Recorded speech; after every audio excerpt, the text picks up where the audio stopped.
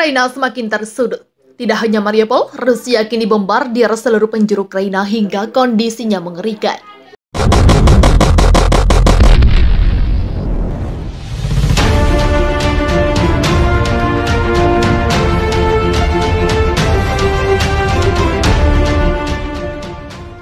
Rusia menggempur target-targetnya di Ukraina, termasuk membombardir ibu kota, Kiev.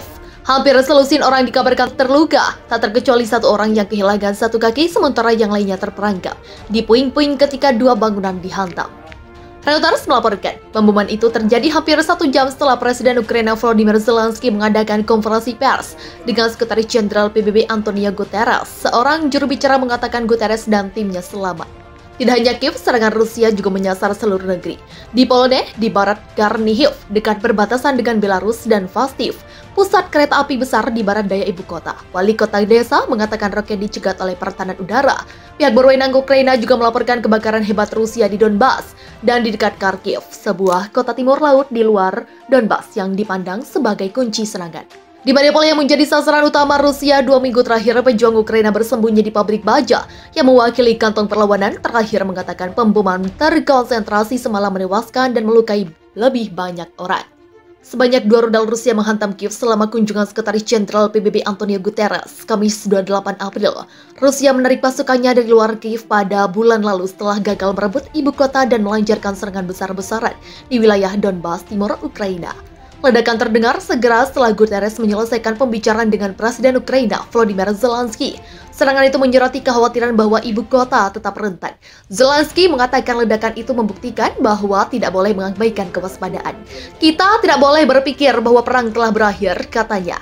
Roket-roket itu mengguncang distrik Shevchenko, tengah kota, dan satu roket menghantam lantai bawah sebuah bangunan tempat tinggal 25 lantai. Pejabat Ukraina mengatakan serangan tersebut melukai sedikitnya 10 orang.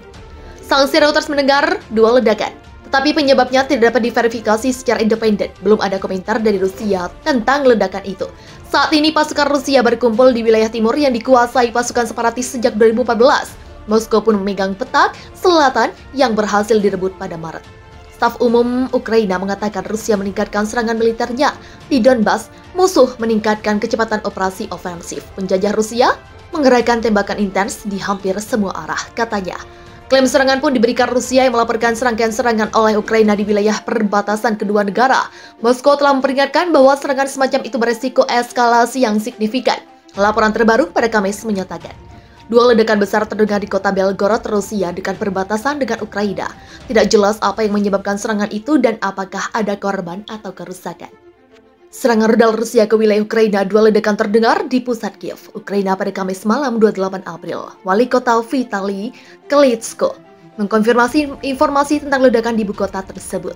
Teman-teman, di malam hari musuh menembaki Kiev. Ada 2 serangan di distrik Shevchenko. Semua layanan ada di tempat kejadian. Informasi tentang para korban sedang diklarifikasi.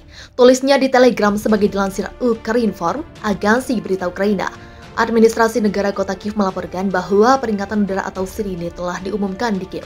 Serangan rudal di Melnytsky. Sementara itu dilaporkan sebuah fasilitas infrastruktur yang terletak di distrik Sepetivka, wilayah Melnytsky, telah dihantam rudal Rusia. Tidak ada korban yang dilaporkan. Hal ini disampaikan oleh Kepala Administrasi Militer Daerah Melnytsky, Serhiy Hamali, di Telegram. Malam ini selama peringatan serangan udara, musuh kembali menyerang negara kita.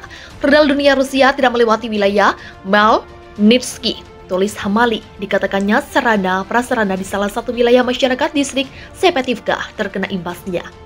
Api sudah padam. Saya berterima kasih kepada penyelamat dari layanan darurat negara Ukraina. Efeknya sedang dihilangkan. Tidak ada korban, tambah Hamali.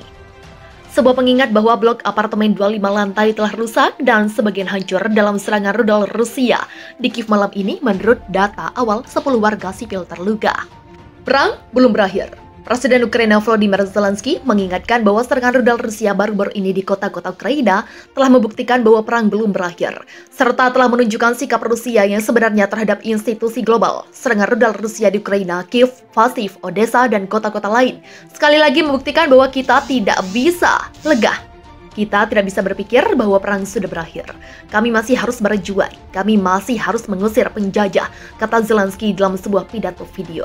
Pada hari Kamis, Sekretaris Jenderal PBB Antonio Guterres melakukan kunjungan ke Ukraina untuk bertemu dengan Presiden Ukraina Volodymyr Zelensky segera setelah akhir pembicaraan rudal Rusia menghantam kota Kiev. 5 rudal dan ini menjelaskan banyak tentang sikap Rusia yang sebenarnya terhadap institusi global, tentang upaya kepemimpinan Rusia untuk mempermalukan PBB dan segala sesuatu yang diwakili oleh organisasi. Oleh karena itu diperlakukan respon yang kuat, tegas Presiden Ukraina. Menurut Zelensky, penting bagi Sekretaris Jenderal PBB Antonio Guterres untuk mengunjungi Borodianka, wilayah Kiev, dan melihat dengan mata kepala sendiri apa yang telah dilakukan penjajah Rusia di sana. Ratusan kota Ukraina dan ratusan komunitas mengalami hal yang sama seperti Borodianka dan Bucha. Tentara Rusia di Ukraina secara sadar dan tanpa ragu menginjak-injak segalanya yang menjadi dasar tatanan global setelah Perang Dunia II, Piagam PBB, Konvensi Internasional, Deklarasi Hak-Hak Rakyat dan Negara. Segala sesuatu yang seharusnya menjamin kebebasan dan keamanan di dunia dihancurkan begitu saja oleh tindakan agresif Rusia, kata Zelensky. Oleh karena itu, isu kunci dalam pembicaraan antara Zelensky dan Sekjen PBB adalah bagaimana menghentikan agresi Rusia. Dan ini bukan hanya masalah Ukraina, nasib kami. Ini adalah pertanyaan tentang nasib Perserikatan Bangsa-Bangsa, nasib hukum internasional, nasib banyak negara, dan bukan hanya tetangga Rusia yang mungkin menjadi korban berikutnya dari ambisi agresif Moskow, tambah Zelensky. Selama pembicaraan, perhatian khusus juga diberikan untuk menyelamatkan orang Ukraina dari Mariupol. Saya percaya bahwa dengan bantuan PBB adalah mungkin untuk mengatur misi evakuasi.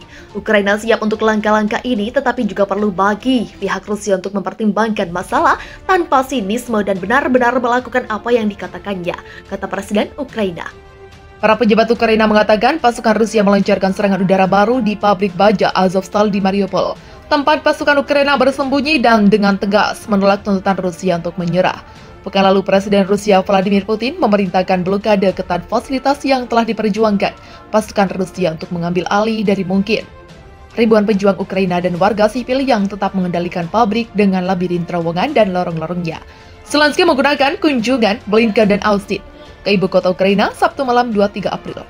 Meskipun Washington menolak untuk mengkonfirmasi perjalanan pejabat tertinggi yang akan pergi ke Ukraina sejak Rusia menginvasi tetangganya 2 bulan lalu. Kantor Presiden Ukraina mengumumkan bahwa Blinken dan Austin bertemu dengan Zelensky di Kiev. Dalam konferensi pers Sabtu malam yang panjang di stasiun kereta bawah tanah Kiev, Zelensky mengatakan dia mencari Amerika untuk menghasilkan hasil baik dalam hal persenjataan dan jaminan keamanan. Dengan persetujuan Kongres untuk bantuan militer untuk Ukraina hampir habis, Joe Biden mengatakan dia akan meminta persetujuan untuk lebih banyak bantuan, bagian dari mempersenjatai Ukraina di barat dalam perangnya melawan Rusia yang gagal mengirim pasukan untuk berperang bersama pasukan Ukraina. Zelensky telah berulang kali meminta lebih banyak senjata berat, termasuk sistem pertahanan udara jarak jauh, serta pesawat tempur. Namun pemboman Rusia tetap menjadi ancaman konstan bagi Ukraina. Militer Rusia melaporkan bahwa mereka mengenai 423 target Ukraina semalam, sebagian besar di kawasan industri Donbas Timur, dan menghancurkan 26 lokasi militer Ukraina, termasuk pabrik bahan peledak dan beberapa depot artileri. Komite Palang Merah Internasional mengatakan dalam sebuah pernyataan hari Minggu 24 April bahwa mereka sangat khawatir dengan situasi di Mariupol, di mana penduduknya sangat membutuhkan bantuan. ICRC mengatakan akses kemanusiaan segera dan tanpa hambatan sangat diperlukan untuk memungkinkan perjalanan sukarela yang aman bagi ribuan warga sipil dan ratusan yang terluka keluar kota, termasuk dari area pabrik Azovstal. Setelah kunjungan Blinken Austin, Zelensky dijadwalkan bertemu Kamis 28 April dengan Sekretaris Jenderal PBB Antonio Guterres. Sekjen PBB dijadwalkan bertemu dengan Presiden Turki Recep Tayyip Erdogan di Ankara Senin 25 April dan Putin di Moskow pada Selasa 26 April. Ukraina mengatakan pasukan Rusia menghalangi upaya untuk mengevakuasi warga sipil dari kota pelabuhan Mariupol yang terkepung.